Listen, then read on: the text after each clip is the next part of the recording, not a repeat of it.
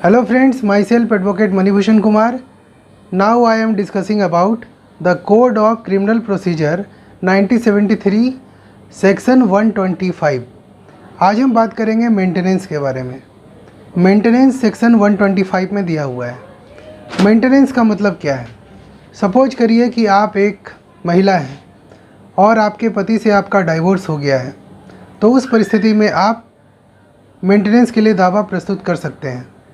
लेकिन अगर आप हस्बैंड हैं तो आप ये चाहेंगे कि मेरी पत्नी मेंटेनेंस ना ले, तो इस परिस्थिति में कुछ अदालत के दाव पेच हैं जो मैं आपको बताने वाला हूँ। देखिए, मेंटेनेंस पाने का अधिकारी सिर्फ़ और सिर्फ डिपेंडेंट पर्सन होता है। डिपेंडेंट पर्सन का मतलब क्या होता है? डिपेंडेंट पर्सन का मतलब होता है कि जो लोग पूरी तरह से डिपेंडेंट हो, उनको डिपेंडेंट पर्सन कहेंगे। यानी कि फाइनेंशियल रूप से वो पूरी तरह से अपने गार्जियन के ऊपर डिपेंडेंट हो। जैसे महिला हैं तो महिला अपने पति के ऊपर निर्भर है पूरी तरह से, मतलब उसके पास उतने पैसे नहीं हैं जिसे वो अपने वस्त्र, खाने पीने का सामान और रेंट वगैरह दे सके। बच्चे हैं पूरी तरह से नाबालिग हैं, उनके पास उतने पैसे नहीं हैं कि वो मेंटेनेंस वगैरह अपना खुद का कर सकें। अगर बूढ़े माँ बाप हैं तो वो अपना मेंटेनेंस नहीं कर पा रहे हैं, उनके पास कोई सोर्स ऑफ इनकम नहीं है, तो उस परिस्थिति में वो डिपेंडेंट पर्सन है। तो डिपेंडेंट पर्सन का मतलब यही हो गया कि आपके पास बिल्कुल पैसे नहीं हैं कि आप अपना खर्चा उठा सकें।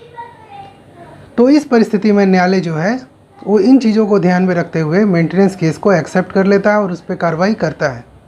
और ज़्यादातर ये देखा गया है कि मेंटेनेंस जो है वो हर हाल में आपको देना ही पड़ेगा, जो लाखों तक जा सकता है। इसलिए मेरी ये सलाह है कि आप अच्छे से अच्छे वकील को हायर करें, सस्ता और महंगा वकील को ना देखें, सिर्फ उसके ज्ञान के आधार पर डिसाइड करें कि कौन से मेरे लिए अच्छे एडवोकेट हैं और उन्हीं को अपने केस के लिए चुनें। अब यहाँ पर मैं आपको ये बताना चाह रहा हूँ कि मेंटेनेंस केस में जो सबसे इम्पॉर्टेंट बात एक और है कि किसको मेंटेनेंस नहीं मिलेगा। अगर महिला वेल एजुकेटेड है, मान लीजिए कि महिला इंजीनियर है, डॉक्टर है, काम नहीं कर रही है और मेंटेनेंस का दावा कर रही है, तो न्यायालय उसके मेंटेनेंस के केस को रिजेक्ट कर देगा। इसलिए रिजेक्ट कर देगा क्योंकि वो तो पढ़ी लिखी महिला है, वो अपना मेंटेनेंस, अपना खर्च उठा सकती है और नहीं काम कर रही है जानबूझकर मेंटेनेंस लेने के लिए, तो इस परिस्थिति में उसके आवेदन को न्यायालय अस्वीकृत कर सकती है।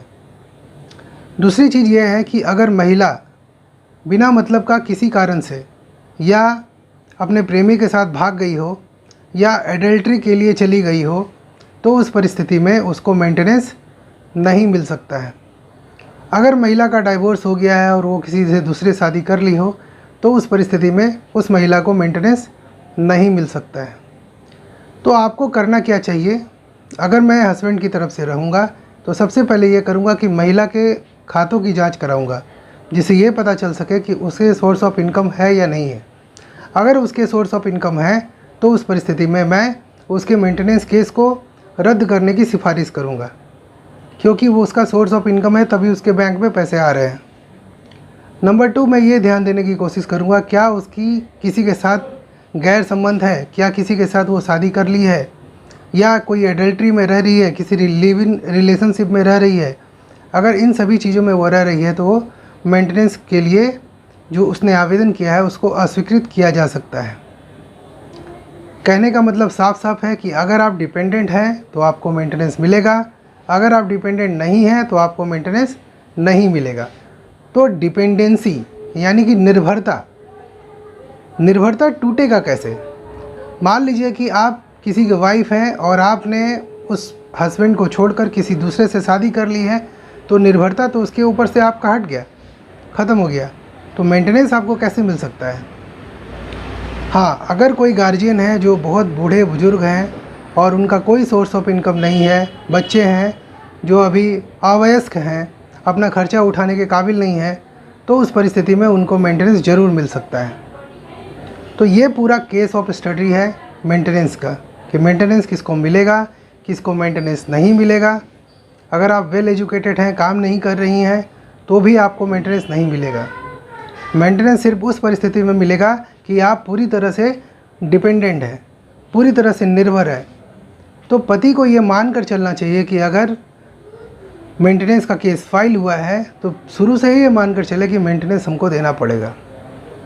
हाँ, कुछ ग्राउंड होते हैं जिसके आधार पर हो सकता है उसका मेंटेनेंस का केस जो है लड़की का वो रिजेक्ट हो जाए, तो उसके ऊपर ज़्यादा ध्यान देना चाहिए और हमेशा एक अच्छे एडवोकेट को हायर करना चाहिए जिससे ये पता चल सके और उसके केस में जो कार्रवाई हो जाए वो अच्छी तरह से हो। अगर आप जैसे तैसे लोगों को पकड़ लेंगे जो आपके केस पे ध्यान नहीं देंगे, कम फीस में आप किसी एडवोकेट को पकड़ लेंगे, तो उस परिस्थिति में क्या होगा कि आपका जो केस है वो पूरी तरह से खारिज हो जाएगा, आपको मेंटेनेंस देना पड़ जाएगा। तो यहाँ पे ये ध्यान रखना है कि सस्ते एडवोकेट भी पकड़ें, कम फीस वाले एडवोकेट भी पकड़ें, पर उनका नॉलेज अच्छा होना चाहिए, उनका इस तरह का केस लड़ने का बहुत अच्छा अनुभव होना चाहिए। तो उस परिस्थिति में वो आपकी काफ़ी मदद करेंगे। अब दूसरी बात आपको ये समझाना चाह रहा हूँ कि अगर मैं महिला की तरफ से अगर रहूँगा तो उस परिस्थिति में मैं अपने आप को ये दावा प्रस्तुत करूँगा कि मैं पूरी तरह से निर्भर हूँ अपने हस्बैंड के ऊपर। तो इस तरह का स्ट्रेटजी बनाकर चलना होगा। अब है कि मेंटेनेंस केस फाइल कहाँ करें। मेंटेनेंस केस आपको फाइल करना है डिस्ट्रिक्ट कोर्ट में। डिस्ट्रिक्ट कोर्ट में या फैमिली कोर्ट में जाकर के मेंटेनेंस केस फाइल करें, अपने एडवोकेट साहब को बोलें, वो सारा चीज़ आपका कर देंगे और बहस भी कर देंगे। तो ये सारा जो केस है वो मेंटेनेंस का है और डिटेल में जानकारी लेने के लिए हमको कुछ चीज़ों का अध्ययन करना पड़ेगा। नंबर 1, अगर वाइफ वेल एजुकेटेड है, जैसा कि मैं बता चुका हूँ, उसके बैंक अकाउंट को चेक करना पड़ेगा कि उसका सोर्स ऑफ इनकम है या नहीं, उसका आईटी रिटर्न चेक करना पड़ेगा कि उसका सोर्स ऑफ इनकम है या नहीं। तो ये सारी चीज़ें हैं जिसके आधार पर हम लोग मेंटेनेंस केस को जीत सकते हैं और उसके ऊपर सही दृष्टिकोण रख सकते हैं। तो अगर आपको मेरा चैनल अच्छा लग रहा है, प्लीज़ इसे सब्सक्राइब करें, लोगों के साथ शेयर करें ताकि लोग अवेयर हो सकें। मेंटेनेंस के बारे में अगर डिटेल आपको और भी जानकारी चाहिए तो मैं एक अलग से इसका एक वीडियो स्पेशल बनाऊंगा जिसके ऊपर पूरी के पूरी एक एक पॉइंट के ऊपर जानकारी आपको दी जाएगी। आज के लिए इतना ही। जय हिंद।